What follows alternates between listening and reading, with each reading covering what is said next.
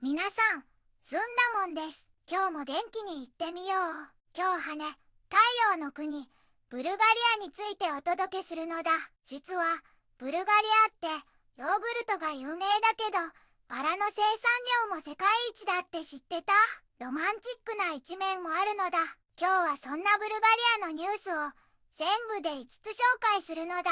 中でも特に注目なのが2つ目のニュースなのだ。みんな、大変なニュースがあるのだ。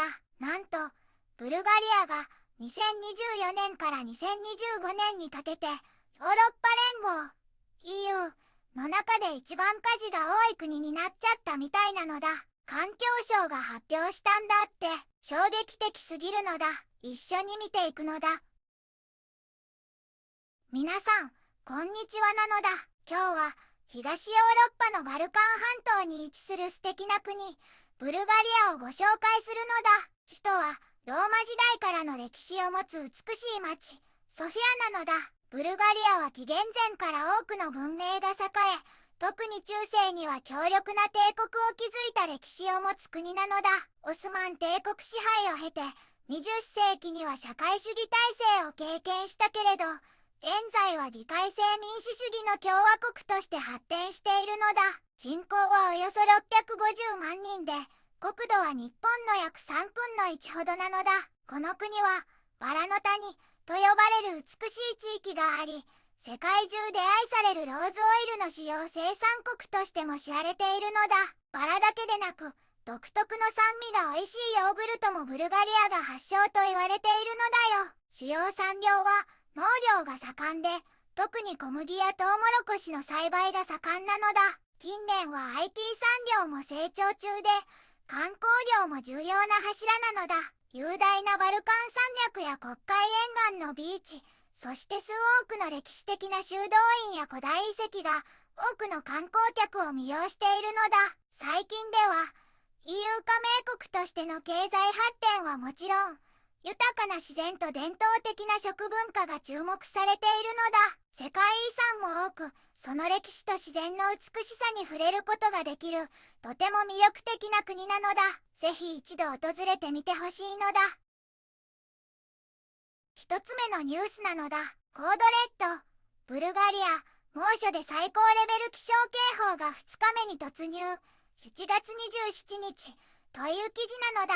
ブルガリアではとっても暑いのだ。7月27日、猛烈な暑さのために最高レベルの気象警報、コードレッドがいくつかの地域に出されたのだ。これで2日連続のコードレッドなのだ。ブルガリアの気象局さんが発表したのだ。コードレッドが出されたのは、ブラゴエブブラッドやプロブディフ、ベリコ、タルノボなど11の地域なのだ。それ以外の地域には、コードオレンジという危険な暑さの警報が出ているのだ。ブルガリア全体で7月27日の最高気温は37度から42度になる予報なのだ。特に暑くなるのはプロブディフとベリコ、タルノボで、なんと42度にもなるそうなのだ。首都ソフィアでも37度と、かなりの暑さなのだ。黒海沿岸は少し低めなのだ。気象局さんによると、気圧が下がって、国の西部では一時的に雷雨や雨が降る可能性もあるのだ。これから数日の間、ブルガリアの西部と北部では少し涼しくなるみたいだけど、南部ではまだ高い気温が続く予報なのだ。みんな、熱中症には気をつけるのだ。二つ目のニュースなのだ。環境省、ブルガリア、2024、2025年に EU で最も火災被害の大きい国に、という記事なのだ。みんな、大変なニュースがあるのだ。ブルガリアが2024年から2025年にかけて、ヨーロッパ連合、EU の国の中で一番火事が多い国になっちゃったみたいなのだ。ブルガリアの環境省が発表したんだって。この2年間で、なんと3万8000平方メートルもの土地が火事で燃えちゃったのだ。これって EU でダントツの1位なんだって。被害額も250万ユーロ。日本円で言うと4億円以上もするのだ。本当に大変なことになっているのだ。どうしてこんなに火事が多いのかっていうと、気候変動と人間の不注意が重なっちゃったからなのだ。気温が高くなったり、雨が少なくなったり、風が強くなったりする中に、人間が火の扱いを間違えちゃったりするのだ。統計によると、自然に火事が起こることはなくて、どんな火事も誰かの手が関わっているんだって。例えば、ピクニックの後の残り火をちゃんと消さなかったり、乾燥した草むらにタバコの吸い殻をポイ捨てしちゃったり、ゴミを燃やしたり、壊れた機械から火花が出ちゃったりするのがよくある火事の原因らしいのだ。どれも気をつければ防げることばかりなのだ。この7月に入ってからは毎日150件から200件もの火事が起こっているのだ。7月24日だけでも157件もあったんだって。7月が始まってからすでに4500件以上の火事が登録されていて、これは去年の同じ時期と比べても300件も多いのだ。火事がどんどん複雑になっていて、消防隊だけじゃなくて他のサービスや構造からも追加のチームが呼ばれたり、ヘリコプターも使って消火活動をしているんだって。みんなで協力して頑張っているのだ。だからみんなも火の取り扱いには本当に気をつけてほしいのだ。ちょっとした不注意が大災害につながっちゃうこともあるから、火事には絶対に気をつけるのだ。3つ目のニュースなのだ。コードレッド、ブルガリア、7月26日の複数地域に最高レベルの気象警報を発令という記事なのだ。ブルガリアの気象局さんから7月26日の天気についてとっても大切なお知らせがあるのだ。一部の地域では最高レベルのコードレッドっていう危険な警報が出されたのだ。これはとっても暑い日差しが降り注ぐからなのだ。他の地域でもコードオレンジ警報が出ていて、こちらも油断できないのだ。みんなしっかり注意してほしいのだ。ブルガリア全土では7月26日の最高気温がなんと38度から43度にもなると予想されてるのだ。これはかなりの暑さなのだ。特にコードレッドが出ている地域はプロブディフ、リディン、モンタナ、ブラツァ、プレベン、ロベチ、ベリコ、タルノボ、ルーセ、ヤンボル、ハスコボ、スタラ、ザゴラ、そしてブラゴエブグラッドなのだ。これらの地域では特に厳重な警戒が必要なのだ。具体的にはルーセ、プレベン、モンタナでは最高で43度、プロブディフ、ヤンボル、サンダンスキーは42度、ブラゴエブグラッドとシリストラは41度、シュメンとクルジャリは40度になる予報なのだ。首都のソフィアでも39度ととっても暑くなりそうなのだ。黒海沿岸のブルガスは34度、ワルナは32度くらいと少しだけ気温が低いかもしれないけど、それでも暑いのだ。お昼過ぎになると西ブルガリアの山岳地帯や夕方には北西の地域でモコモコした積乱雲ができて、場所によっては雷がゴロゴロ鳴ったり雨が降ったりするかもしれないのだ。風は南東からほどほどに吹く予報なのだ。お山の上は晴れるところが多いけど、やっぱり午後は雲が出てきて雷雨になる可能性もあるのだ。東から風が吹くのだ。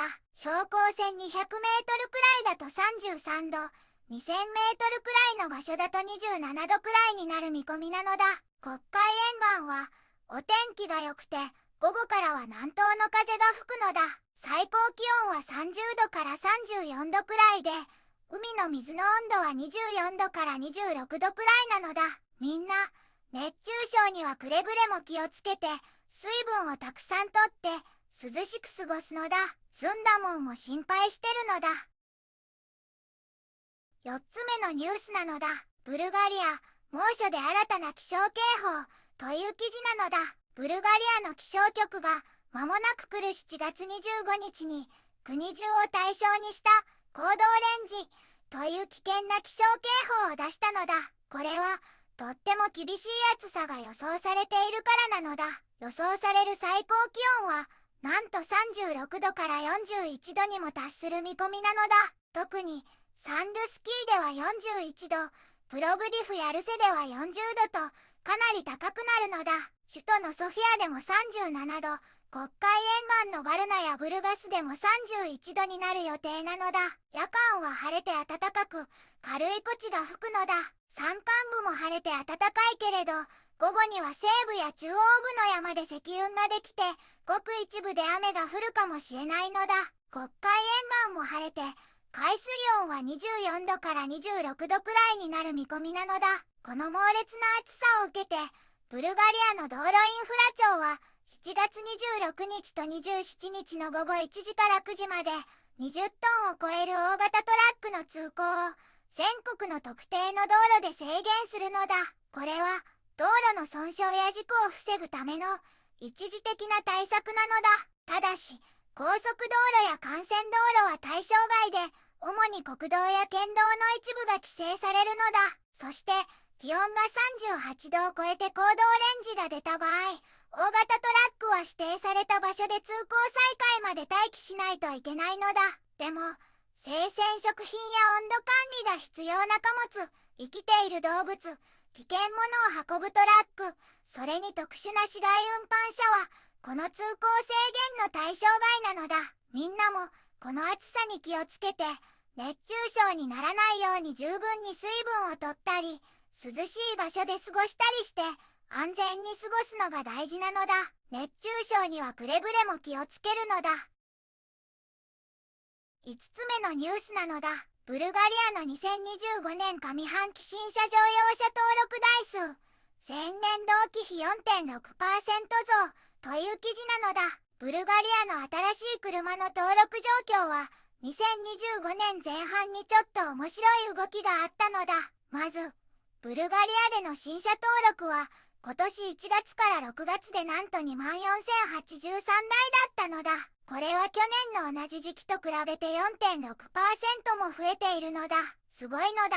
欧州自動車工業会 SEA の発表によると、この登録された新しい車の内訳も面白いのだ。一番多かったのはガソリン車で 19,760 台もあったのだ。次にディーゼル車が2,158台、バッテリー式の電気自動車が1,135台、ハイブリッド車が757台、そしてプラグインハイブリッド車が247台だったのだ。ガソリン車がまだまだ強いことがわかるのだ。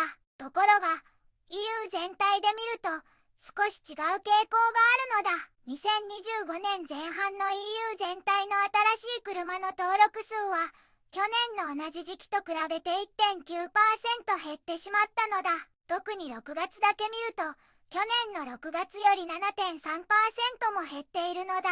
これは、世界の経済状況が自動車メーカーにとって厳しいことを示しているらしいのだ。なんだか大変なのだ。電気自動車についても触れておくのだ。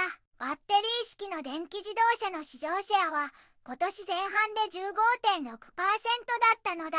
これは、目標とするところから見ると、まだまだ遠いみたいなのだ。でも、ハイブリッド車は引き続き人気があって、購入者にとっては一番人気の動力タイプになっているのだ。ハイブリッド車、頑張るのだ。ブルガリアは歴史と自然が豊かな、本当に魅力的な国なのだ。バラの谷やヨーグルトが有名だけど、最近は猛暑や大規模な火災に直面している大変な時期でもあるのだ。でも、新車の登録が増えるなど、経済的な明るいニュースもあるのだ。スンダモンは、この美しいブルガリアがこれからも発展していくことを応援しているのだ。みんなも、ブルガリアにぜひ注目してほしいのだ。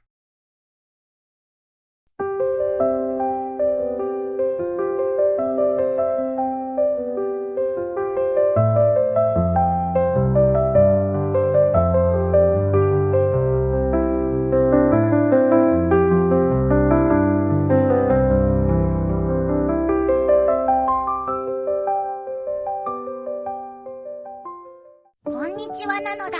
この番組では世界のあまり知られていない国や地域からちょっと不思議でちょっと感動するニュースをお届けするのだ。